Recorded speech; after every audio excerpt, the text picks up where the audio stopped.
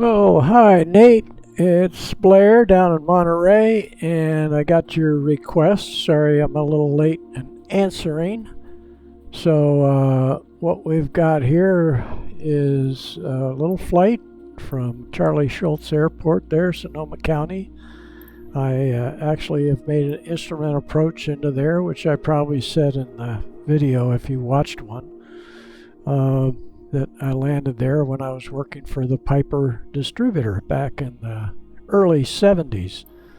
And then Sea Ranch is interesting because the guy who was second in command, George Rogers, owned property there. Whether he built a cabin, I don't know, but he used to fly the Twin Comanche from San Jose up to Sea Ranch.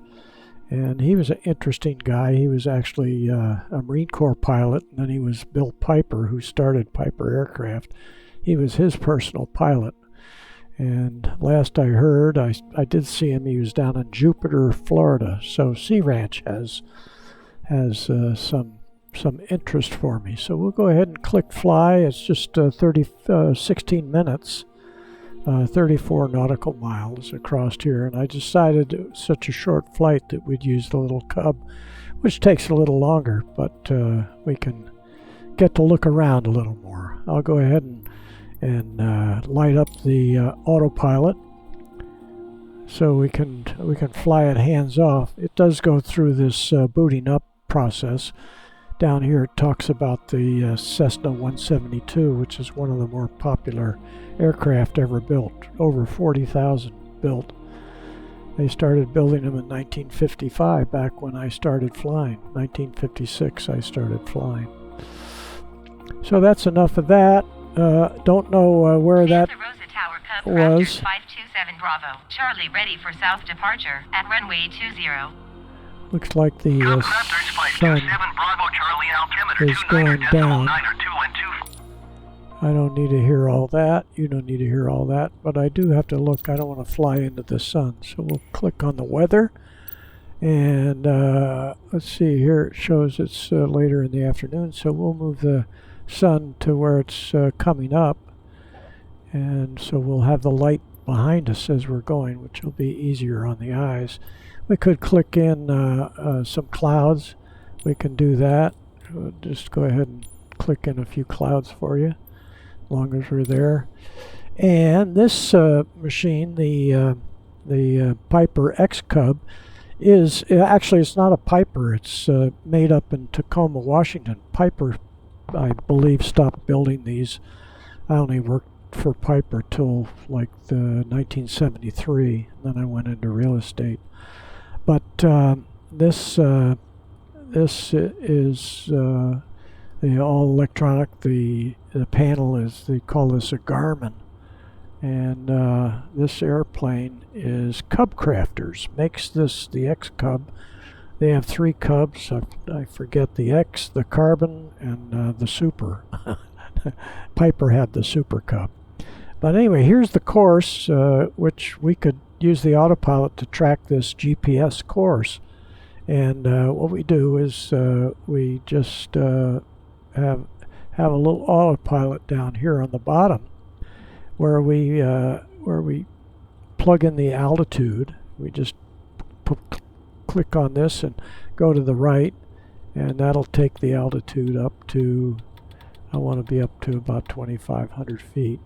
I need to get a little higher. Let's go to 3,000. Coastal mountains there go possibly up to 22,000 feet anyway. We don't want to run into the mountains. 3,000 is still low. And we're going to click the nav right here. We're going to turn the nav on, and we're going to, we have to select how fast a rate of climb is. So we want to click that up to about 1,000 feet a minute. To climb at 1,000 feet a minute up to 3,000. So we'll be using full power. So that's all we do. And then I just click, I don't have to click the autopilot right here. I can click that on with a little button on my control. The yoke, we call that the yoke. You probably are a pilot, so I don't have to be talking down. So it looks like we're ready, and we can click a button here on the panel. Oh, I see one thing. I haven't flown for a few days, so I have to unplug the yoke and plug it back in because the yoke wasn't on for some reason. It does that now. The yoke should turn on here. Hang on a second. Let's go back here. Okay, keep default. Here we go. And resume. And now we click. There we go.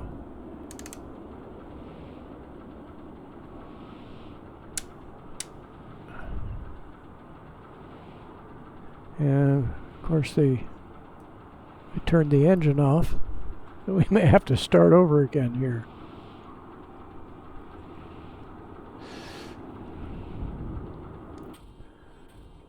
Okay, let's see here.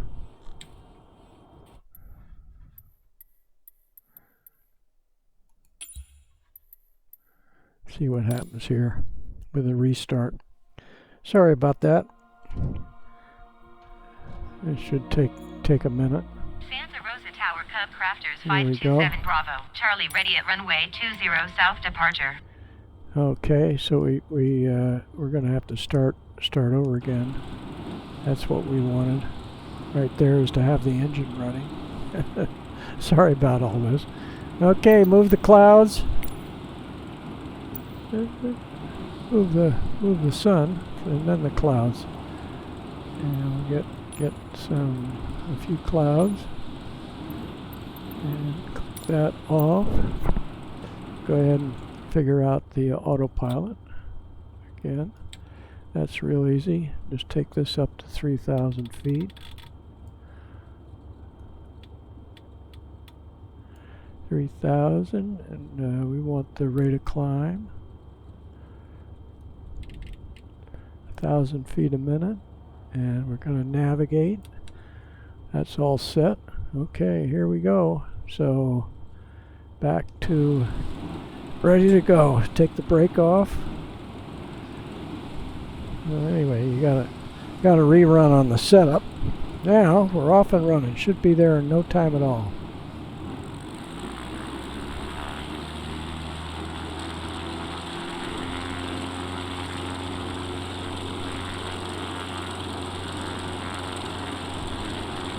And this is what it looks like inside. And we're up in the air. And we click on the autopilot and get the flaps up. There it's going right on the course. See how it's turning to the right already.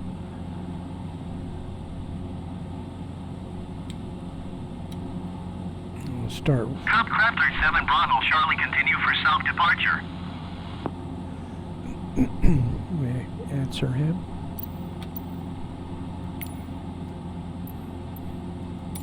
Santa Rosa Tower Cub Crafters 527 Bravo Charlie continue for south departure. Generic 4 Tango Juliet, follow the generic on final. Wind 257 at 7. We can go outside. Clear to land runway 32. And see what it looks like leaving Santa Rosa. Cleared to land runway 32, generic 4 Tango Juliet. There we go. We look back at the airport and Santa Rosa City. Juliet, turn next taxiway. There's the city of Santa Rosa right down there. Off the left wingtip, over the left wingtip. Can't quite see Highway 101, but we head on up to Healdsburg and Cloverdale. You know all that. And we're heading southwest, which we should be right on course. Possibly go over the Russian River on the way. I'm sure we will. We have to. We're already at coming up on 2,000 feet down here in the right corner, climbing for 3,000. It'll level off when we get to 3,000. We're climbing at 90 knots.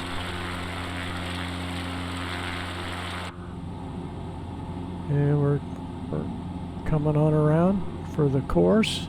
Yeah, now we're starting to head up to the Russian River. That'll be this, I believe this will be the Russian River right there.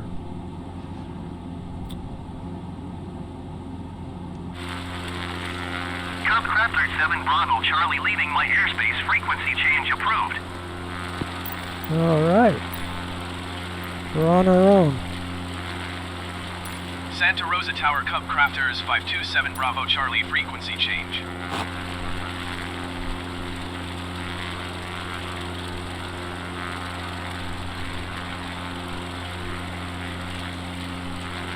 Yeah, it's good to be up in the Cub. Well, anyway, I was telling you about the Cub Crafters, and they build quite an airplane here while we're getting leveled off. We have a few things here. I can see the Russian River coming down here. We want to take a look at that.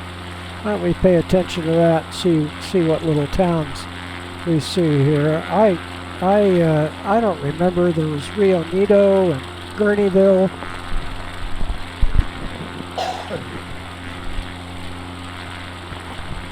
So you probably remember, I think Sebastopol was behind us, but these little towns along the river, we'll fly over those. Which is which, I don't recall. Maybe you know. And of course, the valley going on up toward Ukiah is right over that direction.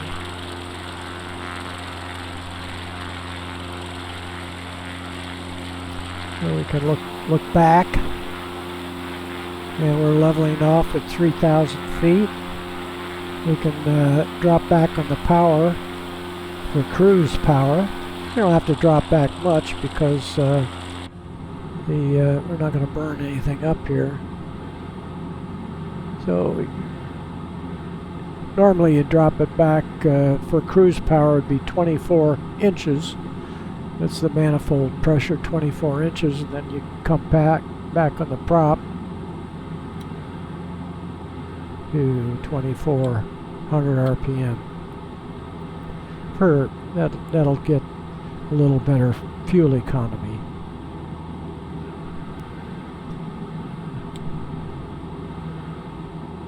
There, we're 24. We're right on course for Sea Ranch Airport. Nice little airport up on the top of the hill. I don't recall whether I landed there or not. I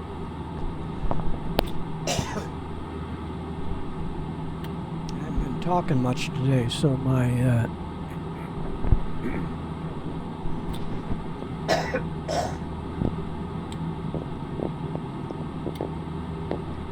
scratchy throat. Need to go get a little water.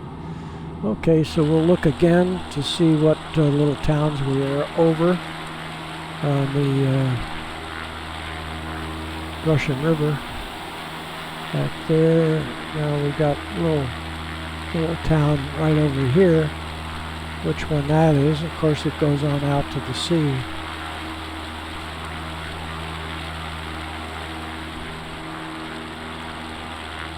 So we are on course. I think I said that a couple of times.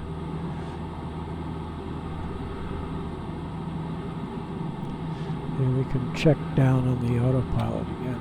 You can see we're level at 3,000, which is what we programmed. And now, since I pressed the button, you see the autopilot is highlighted.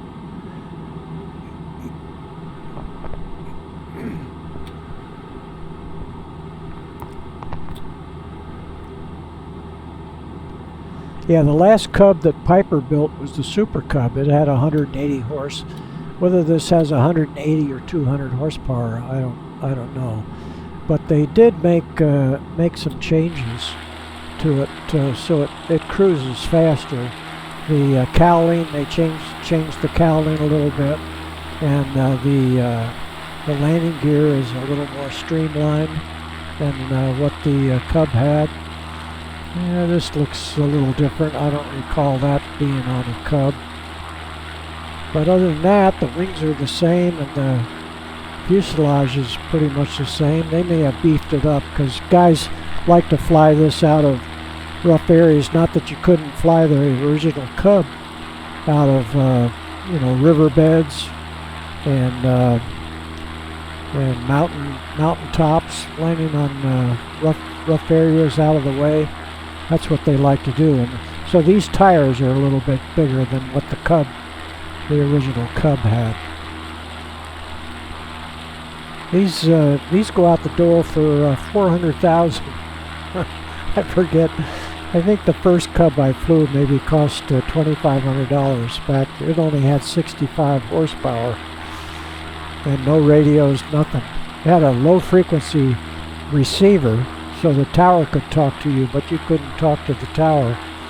And we had a little motorcycle battery that would charge at night on the bench, and then we'd put it in the airplane. So you had to prop the airplane to start it.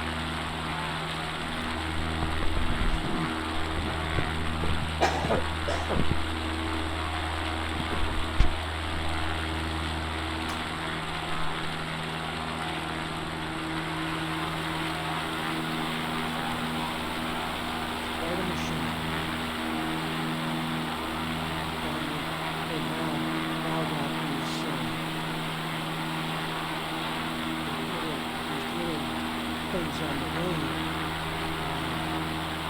really keep the flow of the air attached to the wing at slower speeds. I can't think of what they call those. Here's where you fill it. That's two 215 and 220 tanks. Whoops, but moved the microphone so you couldn't hear me. I mean, I'm talking about these little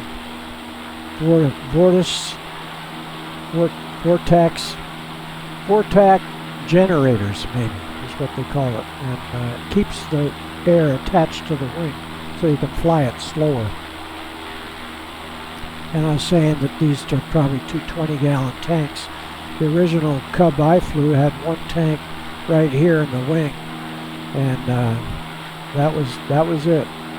But 65 horsepower didn't chew up the fuel like 150 or 200 horsepower. Okay, we'll get back here and look at the scenery. And we can see we're getting closer to the ocean, and we can look on here. Actually, we don't have to do that. We can possibly change this to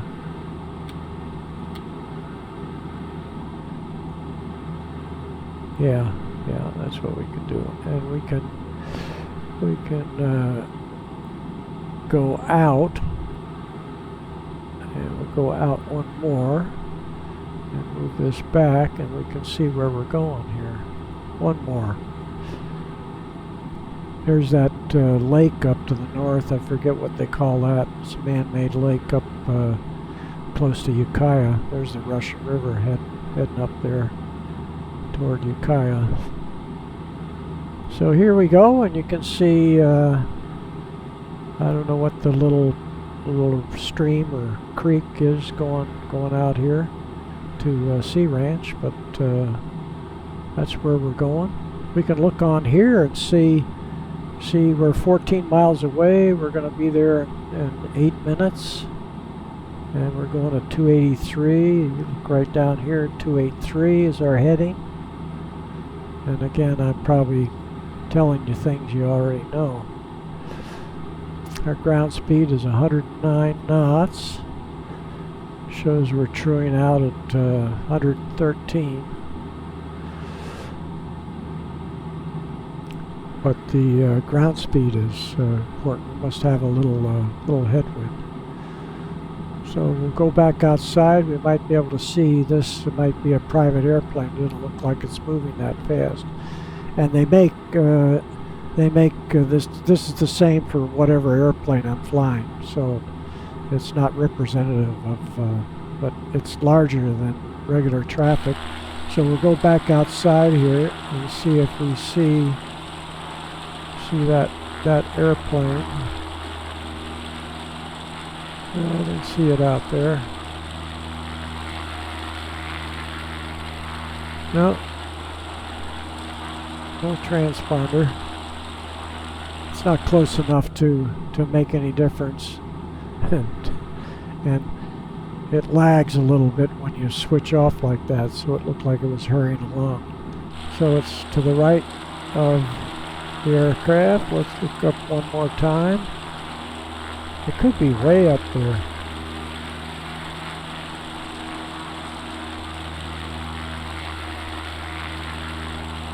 No, I don't see it. And those are real-time aircraft. Of course, we're not real. Looks real. When I first got this, the settings, I had it on the wrong setting. I put it on Legacy because I'm kind of a Legacy type. I like the older aircraft. I like the new ones too. I like the technology. Anyway, they had Legacy and Modern were the choices. It's like a toggle switch. I could check off one and not the other, and I put it on Legacy, and so when I was on autopilot, I would have rudder creep. So the right rudder would sneak in, so the airplane would be flying along like this. It would creep in. It wouldn't. Then I'd click on the autopilot off and then back on again, and it would go back to normal, and then it would start creeping in again. And all I had to do was check off Modern. It stopped doing that. Alright, we'll take one more look up. We'll back off here, and we'll take another look around, see what we see.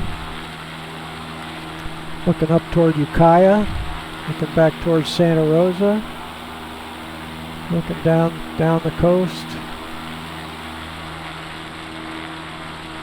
You can't see much of the coast.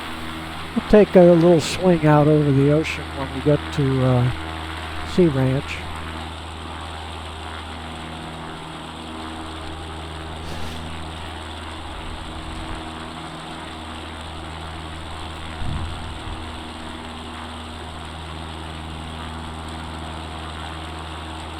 We'll look at the gauges again, see if I'm forgetting something. So we still got 24 inches of mercury and 2400 RPM. And now we are 7 miles away, a little over 7. Be there in 3 minutes. Yeah, this is really something. When I flew, we had the round gauges. Today they call those steam gauges, and then they call this a glass panel. And it's really nice. There's the fuel selector, throttle.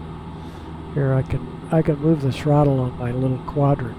You see the throttle moving there, right there. And we'll put it back up to 24. I can just see it up in the right corner. And then I can change the RPM. Watch the blue handle move back and forth. And we'll go back up to 2400 RPM. I'm probably showing somebody that owns a Cub. You probably have an X-Cub.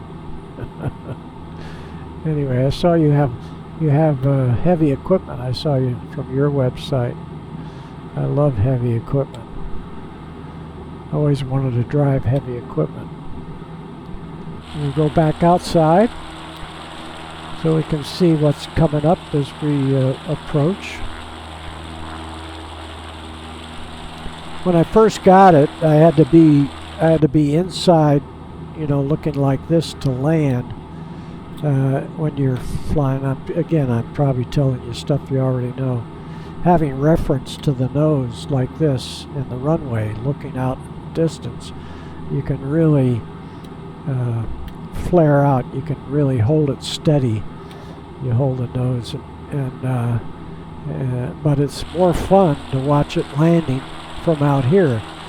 But the landing isn't quite as quite as precise, but it's more fun to see.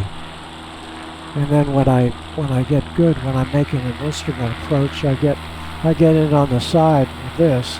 This is a little harder to keep your path of flight down the runway from the side. So if you leave it on the autopilot, your instrument approach, the autopilot holds it on the center line, and you can have a view like this when you're landing. We won't have that. We won't have that happen today. Okay, let's see how we're doing. I can see the airport right here, and it's as I'm recalling now, I think Sea Ranch might have a few homes that are built down in here, but they may start in here. We'll make a slight left turn right now. We'll turn the autopilot off. It pitched up a little bit. I'll take the power back because we're going to have to lose altitude. And we'll start down. We'll take a look at the territory here. One thing on the Cub, I've reduced the power. Here you can see I'm at the bottom of the green. Here's the power changing at the bottom of the green. And so when we look here, see our inches we're down to 9 inches, but it still sounds like we have 24 inches in there. For some reason, they haven't fixed that. It just makes the sound like it's going. So now we're seeing the subdivision. Let's see how far south. So this looks like it's part of Sea Ranch in here. So it does go to the south. And now we'll look back up to the north. The airport's up in the upper right-hand corner. As I recall, they have a little town, a little shopping center.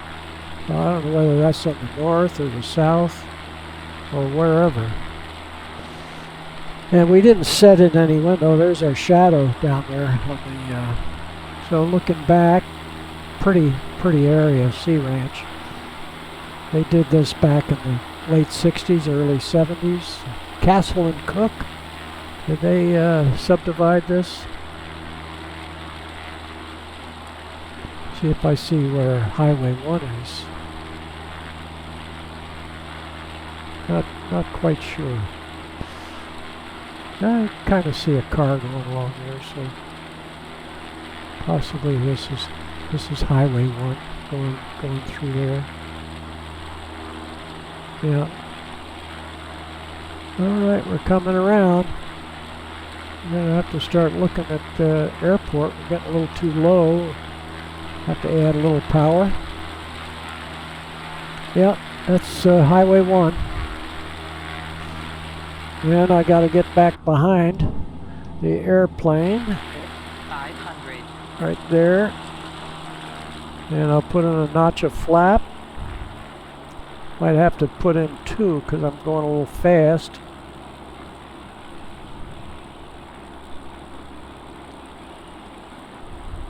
And 3. Get her slowed down here. And this would be the look normally you'd have coming in, but we'll leave it outside because it's more fun. And I might end up bouncing it. We got 60 miles an hour, which is good speed.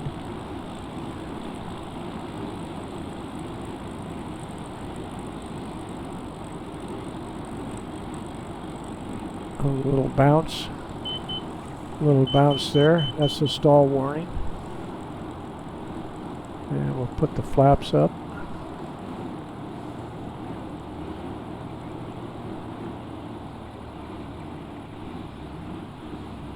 So there we are, Sea Ranch. And we'll take a little different perspective so we can see what we're doing here. Oh, they got somebody waiting for us. Yeah, there he is. He's aiming. You have this guy duck his head. There we go. There we go. And we look outside. We can move this up. There he is. just the top of them there. Go back outside. And we'll bring the power off. We'll take a quick look around. And we'll see what the area looks like here.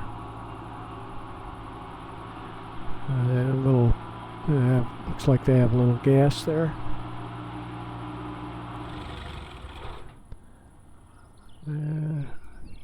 Anyway, nice day to fly over to the coast. Thanks for watching. Bye.